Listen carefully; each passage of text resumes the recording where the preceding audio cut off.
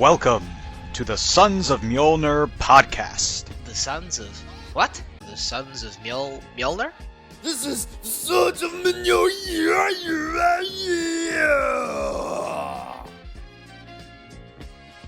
Welcome back, everybody, to another episode of the Sons of Mjolnir. As always, I am one of your hosts, Fat Thor. And today I am joined by a very special guest. You may know him as the writer of Feral, Stray Dogs, Local Man, Uncanny Valley, and also one of the artists for My Little Pony series. I am joined by the wonderful Tony Fleecs. Tony, thank you so much for being here today. Fat Thor, happy to be here. Wouldn't rather be anywhere else. Well, I know that's not true, but I appreciate you saying it. And I'm super excited. We talked just for a minute here before we started. I really loved your work on Stray Dogs. And as I've been learning more about you, you're just a very interesting guy. So I'm super excited to get into this. But we got a lot to cover, so let's just jump right into it. Typically on this show, something that we like to do is kind of go over people's comic origin story, how you got into the medium, stuff like that. And so I've seen that you said that you've read comics basically since you were a kid, like most of us. But one of the issues that really grabbed you and kind of started you on this journey was the adjectiveless X-Men #3, Claremont's last issue. Yeah. And we actually kind of have a running total going on the show here of all the creators that mention X-Men as like their introduction to comics. And it's like 100% at this point.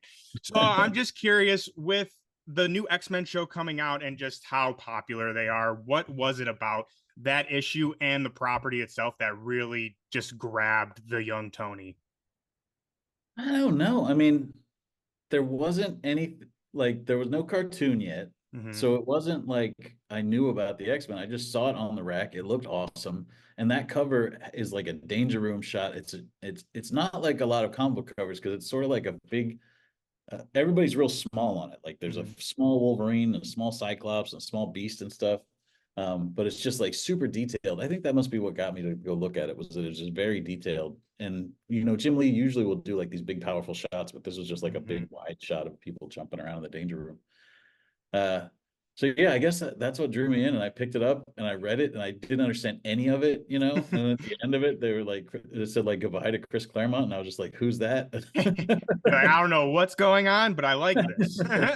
This is drawn better than anything I've ever seen in my whole life. And then I just was back next month, and then so that must have been coming out around the same time. So then I just started buying anything with an X on it. So my buddy showed up to like a class we had together, and he had the Whilce Portacio first like blue team X-Men. Were they blue or gold? Yeah, I think there was both blue and gold. Yeah. But the Jim Lee team I think was the gold, and the blue team was the like Storm and Forge and stuff. Yeah. And he had that first one with Jean Grey and Storm on the cover instead of Mutant Milestone, and I was just like, well, I gotta get that too because this guy. And then I was getting X-Force. So yeah, I was hardcore on X-Men at the beginning, and then that sort of led me to New Mutants from there, which was over at that point because I think X-Force was already coming out. But I liked X-Force so much that I was like, I got to find out more about this Cable and these New Mutants. And then I went to the Quarter Pile. It was Quarter Pile. Now it's like $1 box, you know. Yeah. But at the time it was Quarter Pile, and I found the Bill Sienkiewicz New Mutants, and that was what really like broke my mind all the way open. I was just like, comics can look like this too. Holy shit. Yeah. And I think we all kind of remember that kind of first mind-blowing experience, like what can be done in the medium. Yeah. And I think that's just super cool that it was the cover that really, you know, grabbed you. Because I think a lot of us, especially as kids, like you said, I don't know who X-Men are. I don't know who Chris Claremont is. The cover looks cool. I want to check it out. So yeah. I love that story. I think we can all relate to that. And I also want to ask you too, a lot of your work, especially Stray Dogs and the new Feral, is very horror driven. And I know that you're a big fan of horror and horror movies. So along with comics, I just wanted to ask you really quickly, what was kind of your exposure to the horror genre and your origin there? That horror was way more forbidden fruit than comics were. Like I could sort of get away. Like I was raised, my parents were pretty religious. I came from a big family. And so I think if they knew what was going on in the comics, they would like whenever they found something they objected to, they would throw it away right away.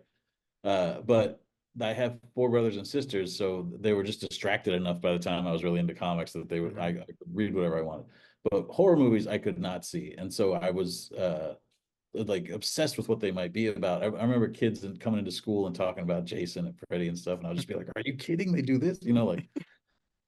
So my imagination of what it was going to be was so powerful that when I finally, got old enough to be able to go rent movies by myself, like I just like became awash in it. I would go to like sleepovers and they would watch like, the Puppet Master movies or something. And I would just be like, I'm never going to sleep again for my whole life. I never saw. But then there were two sort of like big, and I guess it's kind of interesting that what I would end up making, but the two big ones were Sounds of the Lambs when I was like, I guess it came out in 1991, I think. And I saw it right when it came on video after that. My mom, for some reason, was like, we got to see this thing. And I was like, word? Okay. Okay. Awesome, Mom. Let's go. So it was like me and her watched it. Like the other kids weren't allowed because they're younger than me. And I was just like, this is crazy. The craziest thing I've ever seen. It's so scary. And then once I started watching movies on my own, for some reason, I just had in my head that I wanted to see Night of the Living Dead. And so I saw that, and that fucked me up super. Like I was just like, what is this? And then I went hard on all the Romero stuff, and that led me into the Fulci stuff. So yeah, so it's weird that I would go and make like cute serial killer and then cute zombie. Yeah, comic. and then My Little Pony and mixing that stuff in there. You got a very lucrative career. You wear many hats. Yeah. But I mean, I love that. And I totally relate to that too. You were talking about, in elementary school. I remember I was in second grade and Freddy versus Jason came out, and like similar situation. Like I wasn't allowed to watch that stuff, but I had like one friend who, I mean, maybe this is a little on their parents, looking back on it, but like he went to see it at the theater and came back to school and was like, oh, it's so crazy. And I was just like, oh my God, like this isn't, you know what I mean? And so I totally relate to that whole experience. I was always so jealous of those kids, like the kids with the cool parents. I was just like, what is it like? Yeah, exactly. And then you grow up, just trust you to not be a lunatic. Yeah, and then you grow up and you learn like maybe they weren't as cool as I thought they were. I have a buddy whose kid is the cool. I assume he must be the cool kid because he's just allowed to see anything. We'll just be at the movies. He'll bring his kid with, and I'll look over at him. I'm just like, the fuck. Are you going to cover his eyes or something? You want to tell him to leave? We all have to have that exposure at some point. Yeah. Might as well be sooner than later, right? I guess there's the internet now. This kid's seen everything. Yeah, that's very. I mean, when I was a kid, even there wasn't internet like there is today. Yeah. So, like you said, that was kind of like a forbidden fruit kind of thing. Like, oh my God, I snuck one in my Blockbuster pile or whatever. Yeah. But so you have this introduction to all these mediums, and it kind of starts like igniting the creative juices, if you would. And so you found yourself, you said that you've always drawn, and then you ended up going to school for animation. Something I found very interesting was you said that it took you a long time to kind of give yourself permission to start doing comics. And for a long time, there is kind of like this invisible barrier. And I think that a lot of people feel that way, especially when they're not in the industry or have been around it. And they feel like there's just this like impossible kind of wall. Like, how do I even begin this? So I was curious, could you touch a little bit about this kind of invisible barrier that people sometimes think of when they think of the comic industry? I think it's just because I loved it so much. And it was something, I was in such awe of comics, like I would read them. I would like them more than anything else. I was like, this is so crazy that, you could watch, like, I loved animation too, like, but I would go watch like Aladdin or something. And I wasn't like, I could probably make this maybe, but I could read a comic book. And, especially when I got into more independent comics and you can tell that it's just one person making it, I would just be like, I think I can make this. But I didn't do it because I did feel like it was so special. And you would always hear about people's breaking in story. And it's like, I went to San Diego Comic-Con, I sat in line, and I met with the editor at DC, and they said, come back next time, kid. And then I came back 50 more times. And you're just like, oh man, you really got to, And so I wouldn't even like start to make my own comics. I would just look at like the ways people would get in, where it would just be like, all right, maybe I'll draw samples, or maybe I remember I used to have like this plan where it's like, all right, well, first I'll draw on the letter art for Wizard. I'll send it into Wizard and they'll print my letter art. And then from there, people know who I am from that. And then maybe I'll do the one where you draw the Wizard magazine cover. So then they'll be like, okay, this guy's on the come up.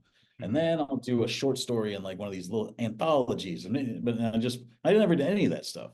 Like I just would have these plans. Yeah. And then it only really happened. I went on the internet, and at the time it was sort of message board culture, and I saw a lot of other people that were just, my age, and not even like, in some cases more talented than me, but in a lot of cases just the same or less talented than me. And I was just like, well, I could, these guys are doing it, and nobody's sitting there telling them they're not allowed to, Mm-hmm. then I could do it too. And I think there's a lot of that now, that their message board culture isn't the same, but there's like, webtoons, and there's, Mm-hmm. there's a ton of places where people are making comics online, where I feel like people who are sitting there thinking like, I can't do this, could get into it. But there is also that difference between print comics and online comics, I think. Mm-hmm. I think people still feel like print comics there's like a barrier of entry that they have to get over, and there's not really. Like, you can literally make one and print it up at Kinko's, or print it up at, some print on demand place.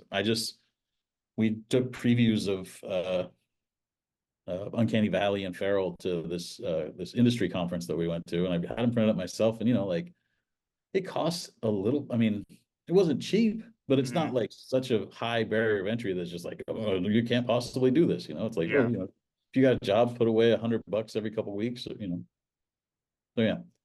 Yeah, I 100% agree. And while I don't write comics, I can completely relate to that with just doing like this podcast. And I do like comic journalism with reviews and stuff like that. And it was the same sort of thing where, I watch these people on YouTube talking about comics and Marvel movies. And I was like, I could do that. Like, I think I have good opinions. Yeah. But like you said, it's like, you just feel like, who am I to do this, right? Like, no one gave me permission to do this. But like you said, you just have to do it. And I think a lot of people don't realize that sometimes you just have to jump in with both feet. And like you said, start writing, start, putting in the work and putting in the steps, which brings me to my next question. So after you decided to make this jump, you went to Wizard World Chicago, which is really funny because that was the first con. I'm from Chicago. So that was the first like con I've ever went to. So I might even passed you by when I was like 10 years old. But when you were at the Wizard World, you made a self-biographical comic, which I think is just such a cool idea as well.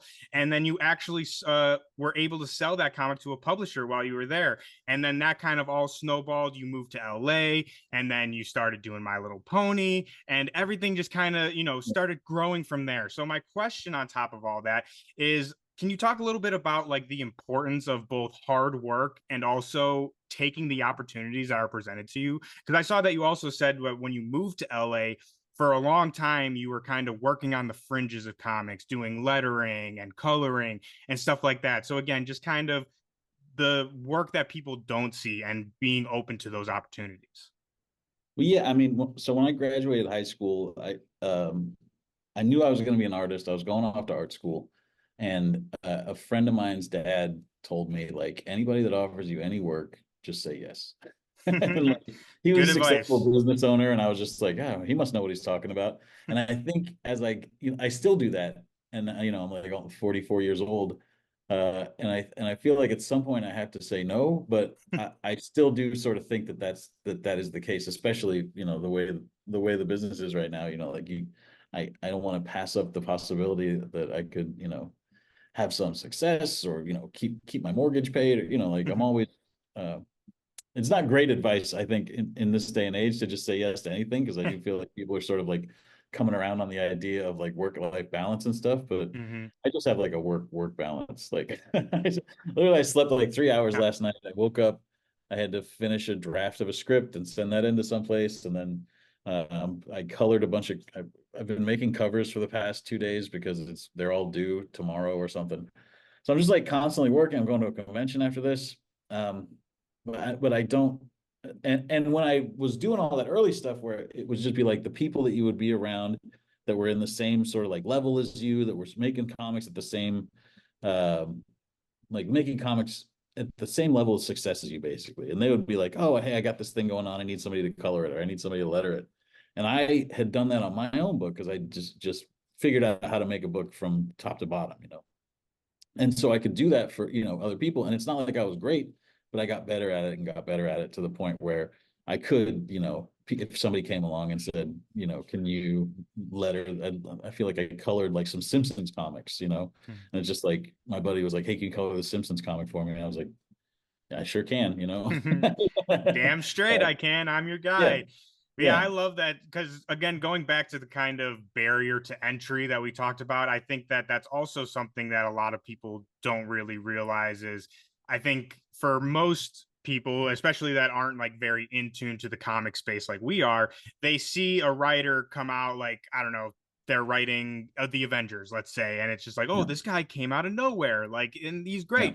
But a lot of people don't see the grueling steps and the work and like you said the constant work that it takes, and especially in something like a creative field, I think that you can understand like the work never truly ends when you're doing something creative. Like I'm sure you're always, even when you're not, you know, physically drawing or writing, you're still thinking of stories, thinking of like what you have coming up.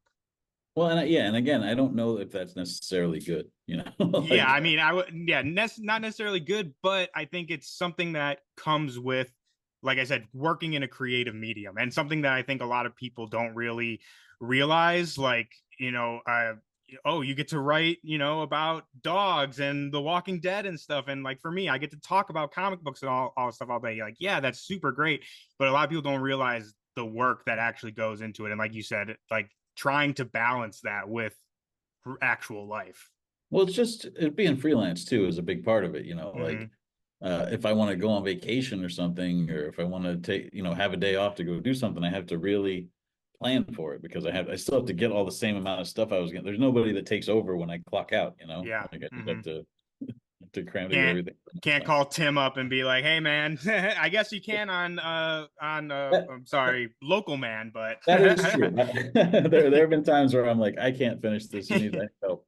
And Tim can jump in and finish it. That we were just working together this morning on a thing, and that is nice because I feel like Tim, like I was saying, you know, Tim is way more accomplished than me. Like he has a lot more work under his belt, but we both work about the same level of hardness constantly all the time.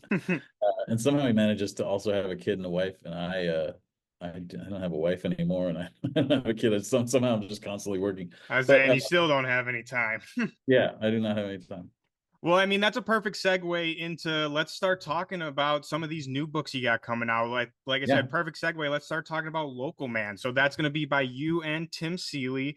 And so you guys have talked about basically the idea for this book came from you guys would hang out and, you know, just talk about your love of comics and specifically your love for 90s Image and Vertigo comics. Yeah. So I'm curious, what were some of the elements of those comics that you both really loved and that you wanted to tap into for this series? Well, I mean, the image stuff for sure. I mean, the vertical comics was just that like they were like interesting and complicated and took weird chances and would have like weird premises. And you just be like, you could, again, like said about Bill Sienkiewicz drawing New Mutants, you're just like, that's a comic. That's crazy. You can do this. But the image comics was two things. It was it came out when both of us were like impressionable teens, and it was about like super muscular dudes that were like out for vengeance. You know, they and they were just like brutal in a way that Marvel and DC comics were not. Mm-hmm. And they had like super sexy girls in it. So it was everything that like a formative teenage mind would just like swallow up. You just see it and you're just like, I don't know what to say about this. So it had on that, and it was all the best artists in comics. Like literally, no disrespect to anybody that didn't go to Image, but the Marvel and DC were bereft. Like they had no great artists anymore. John Bogdanove was at DC. I mean, there were still some good art, like, but it was like all the greats just picked up and went over here. So Peace you're just like, out. holy shit. It's like the Dream Team. It was the same time as the Mm-hmm. Dream Team went to the Olympics, and it was the same thing. It was just like, you mean all the great ones got together and just went and did their own thing. But the other thing that was so interesting about it, and that I was so drawn to, was that they would have these like talent searches and they would find these young artists. So there were people drawing for like Rob Liefeld's company that were like 16, 19 years old, you know, That's and crazy. they would be not great yet. Some of them were great from the rip, but someone would come in and you could still see them developing. And that was really encouraging and exciting to me too, because I could see that now, like, oh, that guy draws hands almost like I draw hands. I could get there, you know, like you could Mm-hmm. see it as a possibility just because of how like there was like this wide swath of art from like the best artists in the whole universe to like the newest guy that just got hired, and they were all published, on the same Wednesday from the same company. And I ate all of it up. I wanted the great stuff and I wanted the shitty looking stuff. and Just give me all of it, baby. I love it. Yeah. So we were into that, and particularly Tim and I like the weirder sort of corners of Image that people forget about, like comics that you're just like, I didn't even know this existed. We'll still call each other and we'll see an ad for like a thing that didn't even come out and be like, do you know about this? But when Image first started, now it's just like every book is its own universe. Like Stray Dogs exists on its own thing, and Savage Dragon's not allowed to just use the Stray Dogs or whatever. But when Image first started, you could just sort of use the other characters and have this. It was like this shared universe they were trying to make. Yeah. And so we were excited. We love the idea of that too, and we love the idea of writing something that took place in that world, but not necessarily that, just sort of like off screen while like Youngblood was happening. This other team was happening, 2 towns over. And you just didn't see their adventure because people, because you were watching the Youngblood. Yeah, I love that. I love kind of interconnectivity stuff, especially when things kind of share a universe. But yeah, I think that's something that a lot of us love about Image. And so this story, so we're talking about, this is going to be volume 2 of Local Man that's coming out. And so the story follows a guy who used to be on a super team, but was basically fired and or kind of canceled, you said. So now he's forced to move back home and not use his powers. And everyone in town basically just kind of hates him, doesn't like him. And people start getting murdered in the town. So that's what kind of brings him back into the superhero work. And I saw that when you were talking about coming up with the idea for this story, you said that both you and Tim were kind of going through some dark places and you kind of wanted to make the book feel like that. And you said that you wanted to have that desperation and sadness. So I was wondering, what is the process like for taking very real emotions and experiences and turning them into a piece of work? And is that sometimes like therapeutic almost? Yeah, I think so. But I think what's weird about it is, and what's funny about it is, Tim and I will hang out like twice now for volume 2, and we just did it for volume 3. He'll come out here to LA and like stay in my guest room, and we'll post up in my studio for like a weekend and figure out the whole next story arc, and go through all this stuff. And we never really talk about the darkness and where like the emotional places that it comes from. It's almost like we're both like, just 2 Midwestern guys that are just like, we're not going to discuss this, but just so you know, I have the same thing you have, and we're gonna put it into this work. So it definitely comes through on the page, but we've never actually gone too deep on like, this hurt or this felt shitty or whatever. It all just only comes out in the work. But the idea of sort of like ending up back at your mom and dad's place is, for both of us, I know, like as freelancers, as creatives, it's sort of like that's when you fucked up. Like, no disrespect to anybody that's still there or back there or whatever, but like, once you get out, you're just like, okay, now my job is to just survive out here in the world for the rest of my life. And sometimes it doesn't work out like that. And so I know that it's a real fear for both of us, just the idea that any day, something could come along and, people don't want to buy books about dogs and cats anymore. And I got to just pick up this place and, and move back to my folks' place. So that is sort of like the baseline where that emotional stuff starts. And then all the other stuff is sort of like both of us working through like exes and old relationships and stuff like that, while sort of dressing it up in like this superhero mystery thing too. And I mean, I think that's really where, I mean, don't get me wrong, I'm a nerd, obviously. Like, I just love superheroes and a good superhero story. But I think tapping into those emotional elements, that's what really captures people and really makes the book into something other than just a funny book, So I think that I love when writers do that. And I think that you guys do it so well. And you also touched on something I wanted to ask, which this applies to Stray Dogs and Feral as well. We talk a lot about on this podcast how comics are very much a collaborative effort, and that it takes a whole team of people to really bring a vision to life, even if it is one person's vision. So can you just talk a little bit more about the collaboration with Tim and the people with Stray Dogs, and the power of a good collaboration and fostering an environment that promotes creativity? Yeah. I mean, every collaboration is different. Every book is different. Like we make Feral differently than how we made Stray Dogs, just based on sort of like figuring out what works for us and stuff. It's the whole same team, but we make it a little differently. But it also just sort of like depends on who's doing what job, like. And the weird thing on Local Man is that Tim and I both write it, we both draw it. I don't know, we're trying to think about it. And I guess um like when Cerebus would show up in like Spawn or Ninja Turtles, that would be a crossover where two writer artists work together, like. And Ninja Turtles, I guess three, because it would be like Dave Sim and Eastman and Laird all working on the same thing, or Dave Sim and Todd McFarlane all working on the same thing. But it just seems like it didn't happen. It hasn't happened too often, and definitely not for an ongoing series like Local Man's been, where every month, we both, Tim will write a draft, we'll break an outline, Tim will write a draft, then I'll do a draft, and then Tim draws a part of the story and I draw part of the story. Like it's the most collaborative thing I imagine I'll probably ever be a part of, just because of how the back and forth on it, and the way we sort of both carry almost equal parts of the load constantly, like.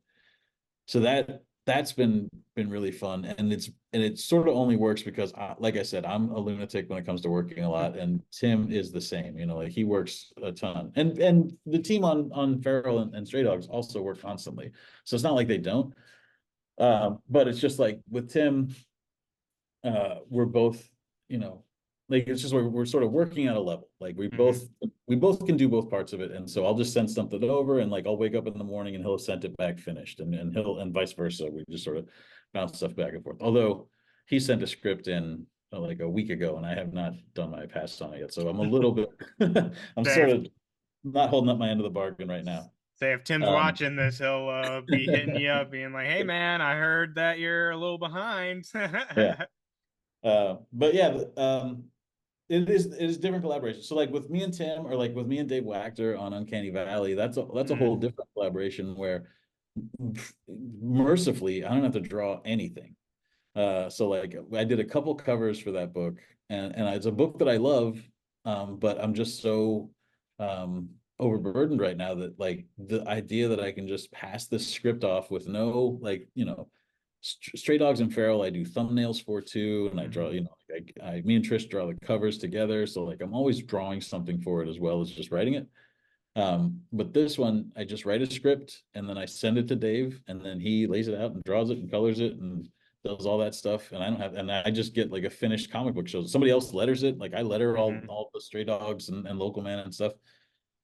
So that is a real beautiful I bet that's nice, huh? Yeah, it's same with Army of Darkness, except for I just don't own any part of that. But I'll send a script off to Justin Greenwood, or Pop Man's drawing the new arc, and they'll just send artwork back in, and then the colorist Brad will color it and Troy will letter it.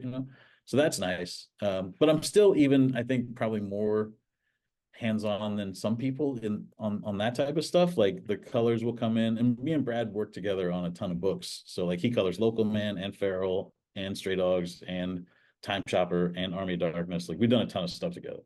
So Army of Darkness colors are always just great. It's just like, this looks, I have no notes. But then the letters, because the letterer and me haven't worked together before, we get on a Skype like this every month and just sort of go through the PDF and go like, well, let's move that over, just because unluckily for him, I also letter. So it's like I have the tools of the trade. Yeah, I have ideas about where all this stuff's supposed to go. Yeah, so, I love that so much, and I think it's super important, especially like we were talking about in the creative space, to be able to lean on those collaborators and trust them to fulfill the vision that all of you guys are trying to put to page. So I just love hearing people talk about that, and especially with someone like you who's working with a bunch of different sort of collaborations. We were talking about Dave, so I feel let's talk about Uncanny Valley. I was gonna save that, but Dave Wachter, I mean, his art is so good. I've been covering the Punisher series he's doing with Propose, and his art, and that's where I discovered him. and man, he's just so good. And so when I was doing my research and I saw that he was on this Uncanny Valley, again, just immediately sold. And what's super interesting is, so like in Punisher, his work is very dynamic, very action driven. And here we're seeing more like the cartoon side and like the kind of cartooniness of his work. Yeah. And so you've described Uncanny Valley as kind of Percy Jackson with cartoons instead of Greek gods, which I thought is an amazing way to describe it. Yeah. And it's about this kid named Oliver who doesn't feel like he fits in anywhere, basically. And strange things start to happen to him, and he finds out that his grandfather is actually a cartoon and that he is part cartoon, Yeah. which again, perfect tagline, perfect premise. I think that this is such an amazing premise, super creative. So I'm curious with we talked about this already, your kind of love for animation. You began in animation, actually. So what is it like blending the world with comics and cartoons? Like, I know they share a lot of the same DNA, Yeah. but there are a lot of fun things that you can do in cartoons that you don't typically see in comics. So what are some of those fun things that you wanted to incorporate into the series? Well, in this series and in Stray Dogs and in Feral, I feel like I'm trying to take stuff from animation and use and sort of use it in comics in a way that other people haven't. You know, like I feel like a lot of people have done like I myself have drawn animated style. I've drawn like Rick and Morty and My Little Pony and stuff. And so I've done like the licensed animated style comics. And there have also been people that have done like just taken the style of animation and just drawn comics like that. Um, but I love the format of animation and the style of it a lot. But I feel like as I got older, some stuff still works for me. I mean, you know, like we just watched Encanto yesterday while we were working in the studio. Me and Tone, who draws the backgrounds on Feral, and it's incredible. Like it's just a masterpiece. Like I'm sitting, it's like trying not to weep while I'm, you know, like while I'm drawing Unsuccessfully. while I'm drawing zombie cats. Um, and uh, and so sometimes like it really works for me, but then sometimes there's so much of it. Um, like the people that make it are, you know, like geniuses, you know, but they sort of through corporate whatever, or just because of like this is what sells, like they end up just having to do like stuff that's just like very much for kids or very much for a certain brand of kids and adults too at the same time. You know, where it's just like they always end with like somebody says like that's awkward, and then they have like a dance number or whatever, you know. And so I thought, you know, it's so expensive to make animation. So when we were planning out Stray Dogs, I was like, well, let's do something that you could never do in animation. Let's make an animated, like make it look like an animated movie and have it be about this serial killer, you know, like that. Like when I had the idea of like that's how it should look, I was like, that's cool because there's gonna be nothing else like that. And then same for Uncanny Valley. I was just like, there have been a lot of books that have like a wacky cartoon buddy or like a, you know, Slapstick is that from Marvel, or they made a Roger Rabbit comic. They made a Cool World comic when those books or when those movies came out. But none of them really capture the difference between real world and cartoon. And when we made Stray Dogs, we figured out this trick where you render the backgrounds, then you color the characters flat colors, like they're just an animation cell, no shading, just flat colors, which is nice for the colors because they don't have to go crazy rendering, you know, just go through and paint it one color.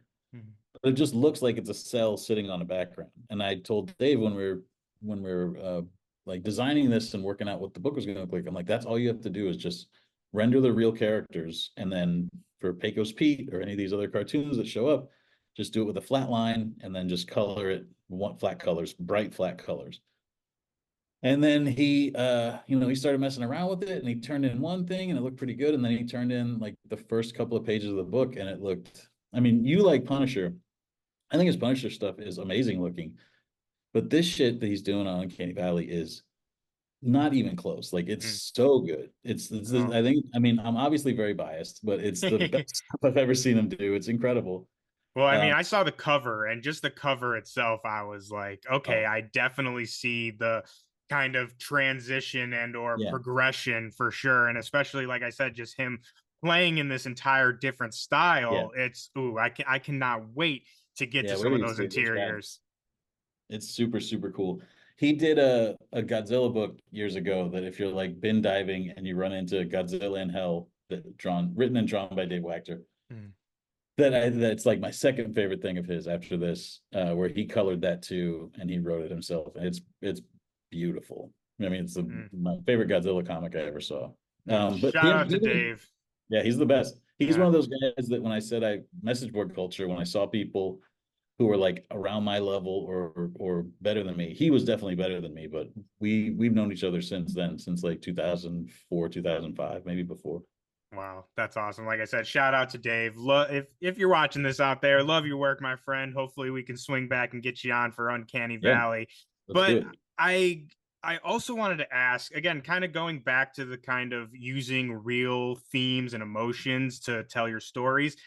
You talked about when you were growing up that you moved around a lot and that you never really kind of set Your, roots anywhere. your research is incredible. I don't know how you're doing Thank you. it. You Thank you saved so me so much. much time. I don't have to repeat myself. Hey, well, that's the whole goal.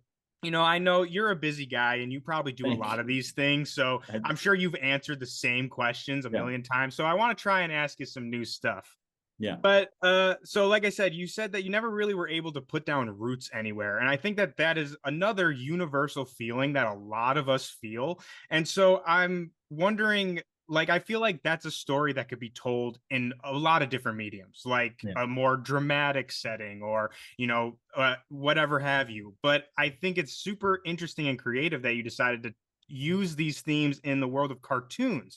So can you kind of touch on that a little bit? Why you decided to tell this kind of story of kind of finding your place within the world of cartoons? yeah. Well, I mean, the way that's told in this, you'll see when you read it. It is told really very realistically, I think. The stuff with Oliver the kid and with his mom and sort of like his like the world that they're in is very real. And then when he gets drawn into this cartoon stuff, it's sort of like parts of it become cartoony, but he's always sort of like in the real world, and the cartoon stuff contrasts against it. But yeah, that idea of feeling like you don't fit in and feeling like you don't belong to anything. I remember I was born in Baltimore and I moved to Colorado when I was young, and I went to the Orioles games a bunch when I lived in Baltimore, and I would collect Orioles baseball cards, like when baseball cards were going on. But I didn't keep up that much. But I was just like, well, that's my team. If I have a team, and I guess I'm from Baltimore. Mm-hmm. And then I had a Baltimore Orioles hat, and I was wearing it somewhere, and then somebody wanted to talk about the game that had just been on. I was like, well, Jesus Christ, I haven't seen the game. I don't even live anywhere near Baltimore now. I don't even know where you would see that. You're like, I So just got the hat, man. I took the hat, I threw it in the back of my closet, and I was like, I don't want to be caught in this situation ever again. But it is sort of like that. Like you're just sort of like looking for some connection to the place that you're from or the place that you are. Like when I would go to school and I would be at school with people who had been in kindergarten together and all the way up through senior year or whatever, and you could tell like these people have a deep connection to each other and to the place that they're from, and they've all been to the same restaurants since they were kids and stuff. And I even just showing up when I was like 10 years old, I felt like I was playing catch up that whole time. Mm-hmm. And so I wanted to sort of, with this being a story about a kid that finds out a bunch of stuff about where he's from and what his family history is, I wanted to sort of use that as a starting point for this kid too, where he just sort of feels like he wants to. I remember it being so important to like make friends at school and impress them and stuff, because it's just like I'm brand new. It's Mm-hmm. fifth grade and I got to start now and catch Yeah. up with people, you know. And so I wanted to try the idea that this kid gets peer pressured into stuff and sort of like just wants to fit in as bad as possible, and then having the narrative twist be that like he actually does not fit in, like Yeah. the reason he's having trouble fitting in is because he does not fit in. Yeah. So.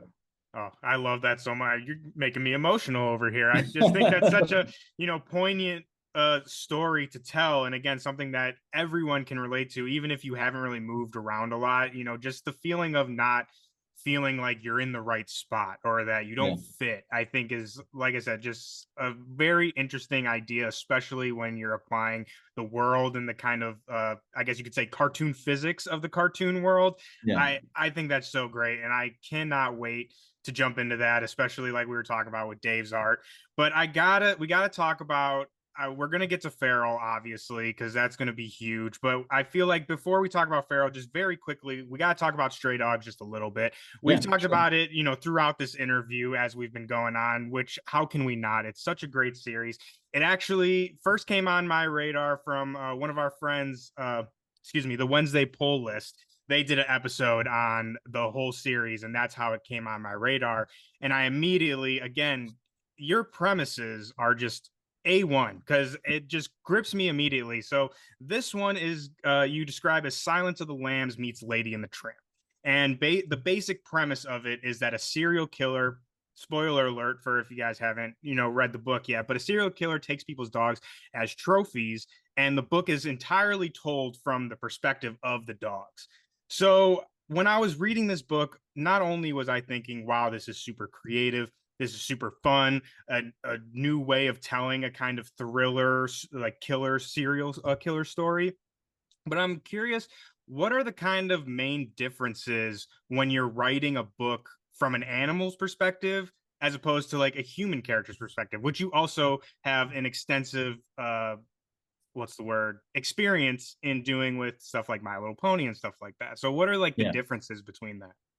Well, I mean, the Stray Dog stuff comes directly from My Little Pony, just from like before I worked on My Little Pony, I would never think to change the POV of a story from like the human's point of view to an animal's point of view. That's directly from sort of like living in that pony world for, I guess at the time when I came up with Stray Dogs, it was like 7 years or 6 years or something. But I've just been doing it a ton, and I did like 50 issues of that book. So just like all of my life was consumed by drawing ponies. And you're doing that, you're like, well, how do they sweep if they don't have hands to hold a broom? I'd see in a script it'd be like she's sweeping up, and I'm just like, well, how?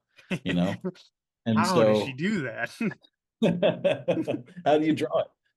And so I took that sort of thing into the idea of Stray Dogs, because you're writing a story. Basically, it's a story about people who are held hostage or captives of this monster, right? And what I loved about the idea of it when I started figuring it out was I loved that built into the concept I had they're in danger because they don't know things and they can't do things, which is like you want your horror like your protagonist in a horror movie, you want them to be as sort of like vulnerable as possible because you want the audience to be like, oh no, they're not going to be able to do this. And then when you show them doing it, it's like, oh fuck, like they did it, God damn. So I would use stuff like how would they sweep, like how they can't open the door, how are they going to be able to get out of this house when they realize they have to get out of the house, and then where does that take you narratively? And so just the idea of using animals that way was sort of like opened my eyes a lot, and doing it with dogs. I sort of started with this idea that my dog, when I would take him on a walk, would not remember which way we went from day to day, like would always want to go one way, and I'm like, we never go that way. What do you like? And so I sort of same thing. Yeah. They don't hold on to details too good. And so I just cook that into it too. It's like, well, they're forgetful, like they can't keep like an idea in their mind for a long time. I wanted to make the dogs, aside from being able to talk to each other and having sort of like different personalities, I wanted them to be sort of as different, as realistic as possible, so that so the stakes of it would be real. Like, I feel like sometimes when I'm reading, because there's a lot of like animal genre stuff now. And sometimes when I read that stuff, the stuff where I start to, where it starts to click and I go like, something's bumping for me, right? Like it's not working. And it'll be anytime they're doing something that's too people, like too real. Like if they start typing on a computer, I'm out, like no keyboard cats in Feral. we had them use the phone in Stray Dogs, and I had to really work out a way that it would be plausible that they could figure out how to use the phone. You know, like he saw the symbol for emergency, and he knows that means emergency. And even then, if you ask me, like, what's the stupidest part of that book, it's when a dog knows how to call the police. You know, so but it's all about, for me, taking these animals and giving them as much human characteristics as possible, but still keeping it in a very real animal place where they only know what they know. They can only do what they do. And what they know is sort of based on the world that they live in. So like in Stray Dogs, there's a character called Gucci, who is like this Chinese crested, super ugly dog, but is a real prissy prima donna type. And so you figure like, all right, well, her owner was like an Instagram influencer or something, right? And so she was like a purse dog, and she went to brunch, and she sort of lived this pampered life. And so when she goes around these other dogs, she's like, ugh, you know, like what I are these love dogs? that. So the idea of like building them up, but making them all a product of their environment, right? Like they came from this place, so that's why they're this way. And they all have these sort of like, they're not I didn't write like a whole official handbook of the Marvel universe on each of these dogs, but I Got know a like Bible of all their histories. And yeah, they came from like I this know litter from yeah, she was the runt of the litter. yeah. But yeah, like I know where Sophie comes from, and I know where Rusty comes from and stuff. And using that to either give them advantages or yeah, like hinder them in some way is sort of all stuff that you can do with people too, but it feels like it's so much more direct when it's dogs, because there's no barrier for you to, unless you just fucking hate dogs. You can really put yourself into their place looking at it, because everybody likes dogs. You can see that, and you're like, oh no, this dog's in trouble, and you care. Like if Stray Dogs was about people, no one would care, It because would be it's just like, way oh, different. this is a story about these people trapped in a house. You know, like it might be okay, but yeah, I can't imagine. You know, it would have to be. It would really have to treat it way differently. No, the animal angle definitely is what really makes it stand out. And I love the way that you talk about, writing for the animals, because that's something that I really loved about the book is, like you said, in my opinion, it was like the perfect balance of these characters, the dogs, having human emotions and like portraying human qualities, but they still were very much animals. And I think Yeah. when obviously I don't write comics, but I could imagine doing a story like that. It would be very easy to just kind of lean into the kind of more kiddish, like, oh, they're dogs, but people dogs, like they talk and all Yeah. that. So I really love that about the book. Yeah, exactly. Like they're, basically just people and animals. And I have a Malinois who's a freaking menace. So I was like forced to become like a dog trainer. So I've read a lot about like dog behavior and all that stuff. And again, I think you portrayed that so well in the book, and it really makes the emotions that the dogs are feeling hit much harder. I'll tell you what, like I always have to remind myself, and it came from, there's a part in the book, I won't spoil the end of the book, but there's a part in the book where one of the dogs, something terrible happens. It's right at the very end. And I just wrote it, and then you move on to the next thing. And my buddy Dennis, who's the editor of Feral now, we just worked in a studio together at the time when I was making Stray Dogs, and I brought him on as the editor of Feral. But he was like, the dogs should all howl here. Like this, like this is a moment where they're dogs, like they should, this is terrible for them. They should howl, and you should really let them have a moment. And I did that. And every time I see that page, I'm just like, God damn, like that, like you have them be people. And then when you make them dogs again, it's just like, oh shit, that fucking like that hurts. Ugh, And rips. so when you do that, like I try to remember to do that. It's not a trick you can pull all the time, but I try to remember, when I'm writing these things, like at some point they're just cats, and so like you have to let them be cats as well. My last question on Stray Dogs, I have to ask you because I thought this was super interesting. So you said, which I don't think is true. We were just talking about your premises are freaking great, but you said that you think that Stray Dogs is going to be the best pitch that you'll ever think of. And you also said, in regards to pitching comics and creating a comic pitch, you said that they don't always have to be the cleverest. Once you learn how to tell stories, a pretty good pitch should be okay. So Yeah. I find that very fascinating. I think pitching, especially for people in comics or just starting comics, that's something that's very kind of a similar thing with the barrier to entry. Like, how do I even approach this? So I'm curious, why do you believe that Stray Dogs is your forever going to be your best pitch? And what are the benefits of like developing your storytelling skills as opposed to focusing purely on the pitch? Well, first of all, I was talking about myself. I mean, after you've sold 1 million Stray Dogs, you can have a concept that's pretty good and just know that you're going to be okay telling that story from there. So I'm not saying everybody doesn't need to have a good pitch going on. I just mean me. Just to clarify, for don't get any crazy ideas out there, people. You still got to have a good pitch. I get a little, like a slight benefit of the doubt now is all.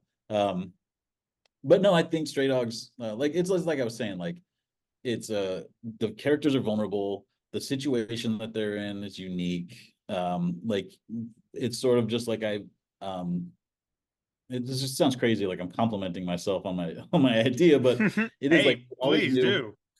we always knew serial killers took trophies, and I don't remember anyone else doing. Yeah, but the trophy is the protagonist of the story, right? Mm-hmm. Like, it'd be like if somebody told a story about like a box of locks of hair that had to escape from a serial killer. Like, hey, there might be another idea there. that one's for free. Take it and run with it. But just sort of like the vulnerability of it and the idea of like when you hear about it, your mind starts to go like, oh, but that means this, and then that means this and this. Like when Eric Stevenson, I didn't pitch it to him at Image. My buddy Kyle Higgins like took the PDF to him and showed it to him, and he just told him the beginning of the pitch. He said it's about a dog who comes into this house and where there's all these other dogs, and she tells them that their master killed her lady and kidnapped her and brought her there. And it turns out that their master's a serial killer. And then Eric Stevenson goes, and then all the other dogs are also trophies from the serial killer.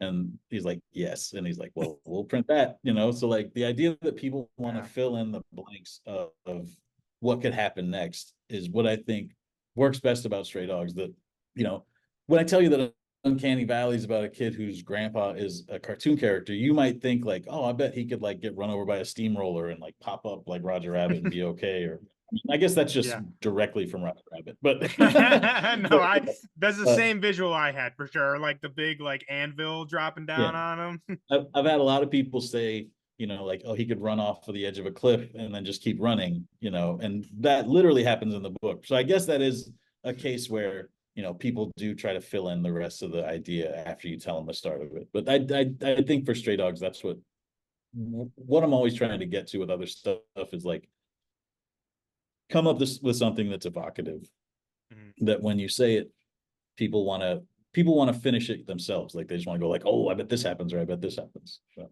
Oh, I love that. That's really cool. And so that leads us perfectly. So obviously Stray Dogs, huge success, went freaking crazy. And now you're following that up with Feral, which we've talked about a couple times throughout this interview already. But basically, it's going to be the follow-up to Stray Dogs, and it's going to be, you described it as Walking Dead with cats. And you've also said that you wanted this book to feel as different from Stray Dogs as possible, but still being a follow-up to Stray Dogs. So I'm curious, obviously the books share a lot of similarities. They're both, taking place from the perspective of animals, but what can you explain a little bit in what ways Feral is different than Strays? Just in the way we make it, it's a little different from the jump. When we did Stray Dogs, it's a real unique process where it's almost like animation. Tone Rodriguez, I would do thumbnails, and then Tone Rodriguez would turn those into like more detailed layouts. And then Trish would take those layouts and draw the dogs in and ink everything. And then Brad would color it and I would letter it. And in the time between Stray Dogs and Feral, Tone figured out how to work digitally and could work on an iPad and Procreate and stuff. And so we were like, well, if you're already like, the process is pretty streamlined at this point, you could just draw the full backgrounds. Like he was almost doing finished backgrounds on Stray Dogs. They were just, like on a piece of like notebook paper or typing paper. And then he would just send us a photograph, like on his iPhone, he would take a picture and just be like, here it is, because he is Luddite. He doesn't have a scanner or whatever, you know. Mhm. But now he's up to speed, with like modern tools, and so he's sending in these digital backgrounds, and so just to look at it, it looks, you can tell it's from the same people. Like it looks like it matches right up. But when you actually look at it for a minute, like the backgrounds, because also it takes place in a forest, it takes place outdoors instead of trapped in this house. It's just so detailed, and there's so much, like he's drawn every leaf and every bush, and these cats, you don't feel like they're ever safe because there's so much world around them that could turn out to be rabid and come for them. So that's first and foremost, like that's the thing that's different. Is the Stray Dogs was written by me, drawn by Trish, with layouts by Tone, and this one is written by me and drawn by Trish and Tone. So it's like the co-artists. So the detail in it is a lot different, and it looks better. Like it just is a nicer looking piece. And I thought Stray Dogs looked perfect, So Mhm. this is great for me that somehow they leveled up like that.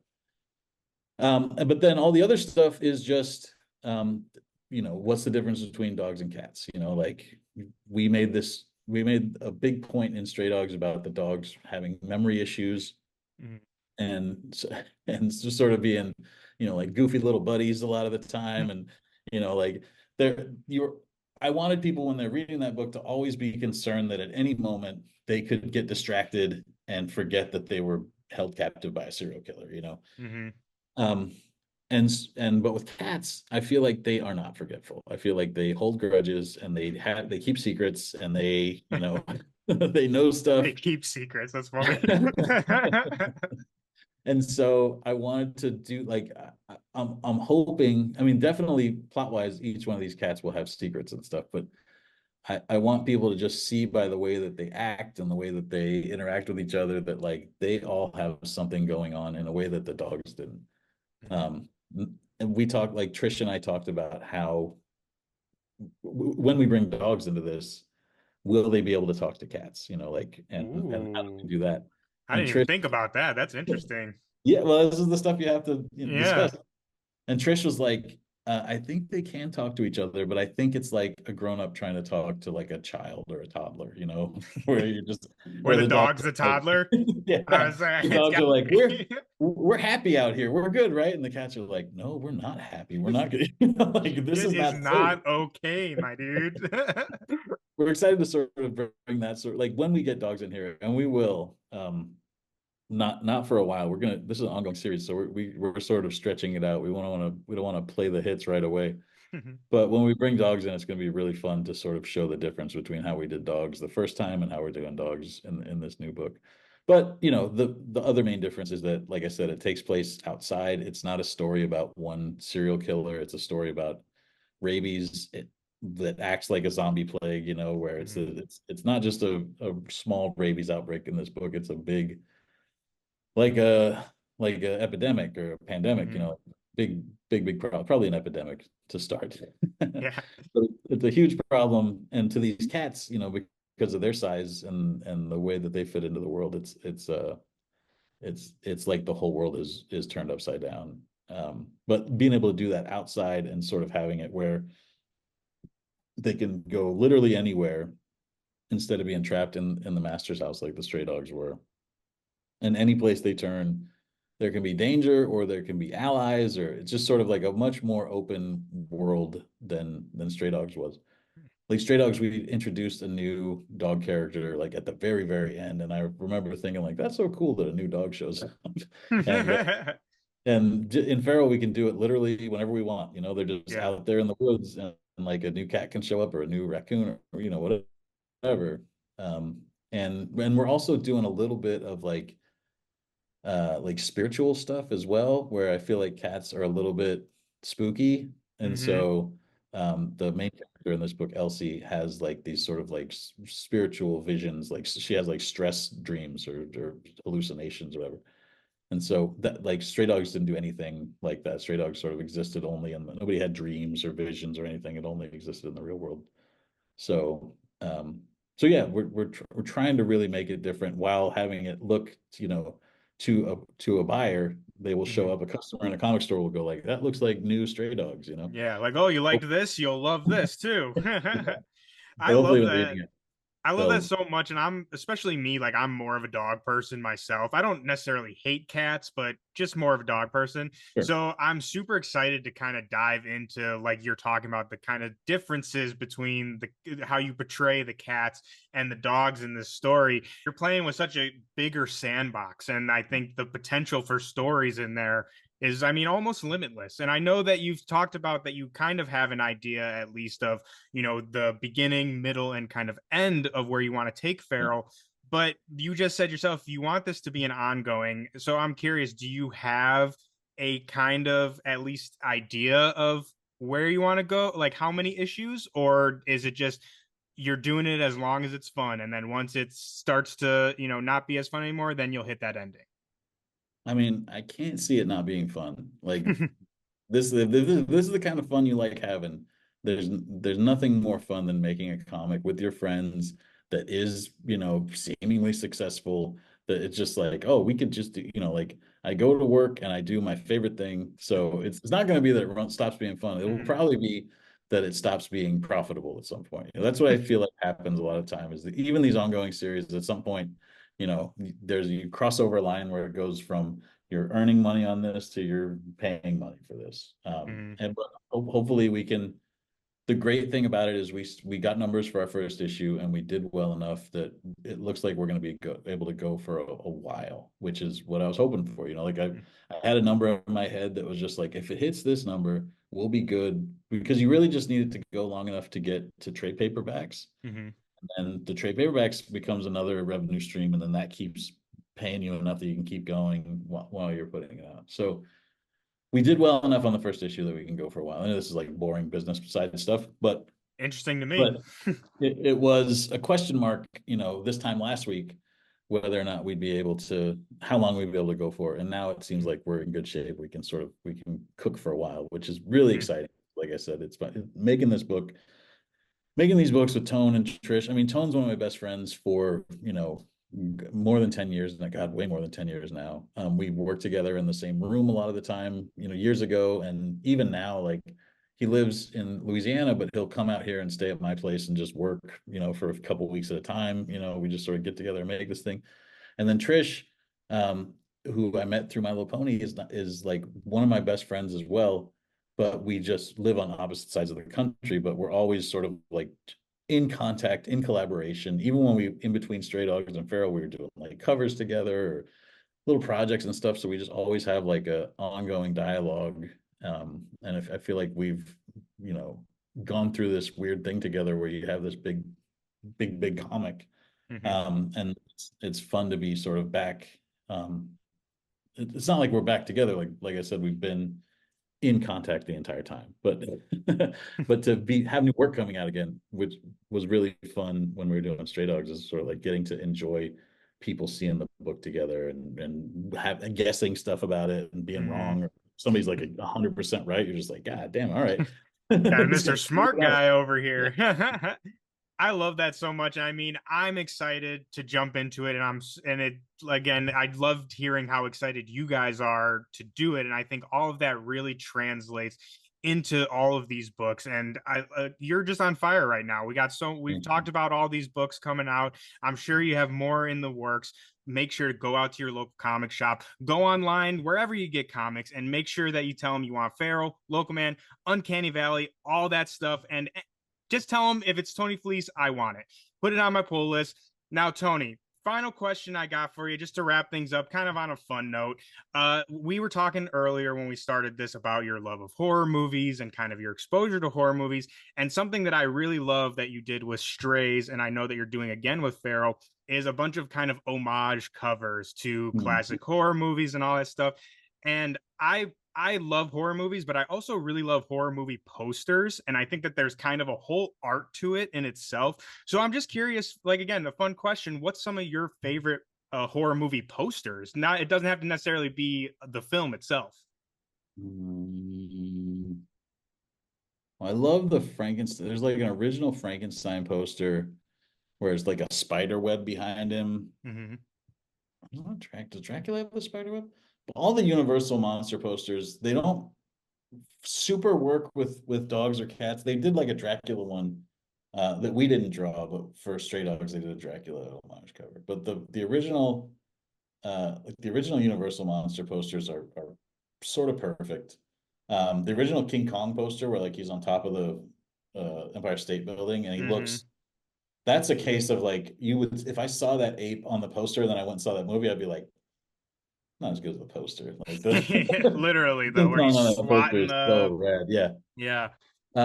But there's a ton of like, I'm excited about sort of having this ongoing series to mess with and be able to sort of like hit a lot of movies that, you know, wouldn't make sense to do. What we're hoping to have to set up here is that like, you know, we'll do all your favorite posters and we can do like, you know, Nightmare on Elm Street now, which we couldn't do last time around just because we have claws now, and that's a big component of those posters. Yeah, I saw one of the variants, correct me if I'm wrong, isn't it a play on the Dream Warrior? Oh yeah. Yeah, Tone and did that was so cool. And the cover for the B cover for I think issue 2 is the first Nightmare on Elm Street poster. So yeah, we got right on that as soon as we could. But I love doing, you know, like on Stray Dogs, issue 4's B cover was for Dario Argento and Lamberto Bava's Demons. It was like an Italian, you know, sort of zombie movie, but it's also, I guess they're demons, hence the name. But the poster's so great, and it just sort of like this like really beautiful and creepy. It just like looks like a video box whenever I think about it. And I love that sort of like airbrushy video box looking stuff. So I'm excited to do a lot of the classic ones that people love, but also to go back and hit a lot of those sort of like trashier ones that horror people love, but like a lot of them, like the Stray Dogs ones that are of the more obscure stuff. I'll be at comic conventions and they'll be like, "I get this, I know this one. This one I have no idea what that is." I'll be like, "Oh, that one's Audition," or that, you know. So we're doing like I know we're about to do in the second arc we're going to do unless we have to do reprints and we use it for that. But I love this movie May by Lucky Pete. Do you know that one? I think, yeah, Meg, right? May, Oh, not the May. Meg is like a giant shark. May is about May's about a girl that has like astigmatism, and she's obsessed with this porcelain doll, and she chops people up and tries to make it like a human doll for her to be friends with. Ooh, I hate dolls too, so that would be that's perfect for me. Yeah, so we're gonna do May. One of my favorite Giallo movies is called Torso. We're gonna do a Torso cover too. It's just like it's fun for me, and I'm literally the only one on the team that cares. Like Trish doesn't care about horror movie posters, and Tone does not. And so I just get to go like, well, we're doing this now, and they're like, okay. Just get to go crazy with it. I love it, and Yeah. like I said, I think that there's a whole kind of specific art going on with horror movie posters. One of my personal favorites is The Thing from John Carpenter, Yeah. and just like how you like it's a silhouette of a person for people who may not know what I'm talking about. It's just like a silhouette of a dude, but like the perspective of it is like kind of skewed, like just very slightly, and like you can't see the fit. And I don't know, just something about that is just so eerie, and it Well, and then the really, power is like shooting up behind, like the lights shooting up behind him, and yeah, like oh, it's that's just great about it. yeah, and I really think that kind of what we were talking about with your exposure to comics with X-Men, you know, the power of a cover really, there's something to say about that. And I think that a good cover really can both portray what the story is and really grab the audience. So, like I said, I just wanted to ask you that really quickly. Yeah. But Tony, man, this has been so much fun. It's been an absolute pleasure having you on. I cannot wait for all these books. But before we get out of here, I just want to throw it off to you really quickly. Let you plug yourself, tell the people where they can find you. We already talked about where we can get the books, but give them a little reminder. Yeah, pre-order Local Man and Feral and Uncanny Valley, wherever comic books are sold. So make sure you get that. Check me out. I'm at Tony Fleecs on all social media. You can go to tonyfleecs.com and you can get original artwork there. And you can also we did a Feral issue 1 exclusive cover that's just ours, me and Trish. And it's a Stray Dogs issue 1 homage cover. So you can get that straight from us at my website as well. And you can join a mailing list there and all that type of stuff. So that I would recommend that if you're the type of person that still goes on websites, that doesn't just do social media. But if you do social media, I'm on everything at Tony Fleecs, or on Blue Sky. I'm like bluesky.tonyfleecs.biz or whatever. I'm on TikTok mostly. And so check that out if you like seeing videos about a guy promoting his comic books. Well, you got a new subscriber in me, my friend. And again, I can't thank you enough for being here. Everyone, please make sure to go out again, go to your comic shop, let them know you want Feral, Local Man, Uncanny Valley, anything with Tony's name on it. Pick it up because it's going to be great. I hope everyone enjoyed watching this video or listening to this video. If you did, please give us a like and subscribe. It really helps us out. I will also be putting all of Tony's links to everything that we've talked about today in the description of this video, so you don't even got to leave. Just go right under there. You can find all of Tony's great stuff. But other than that, that's all we're going to have for you guys this week. I hope that you all have a fantastic week. You stay hydrated, your stacks are fat, and we will see you guys all next time.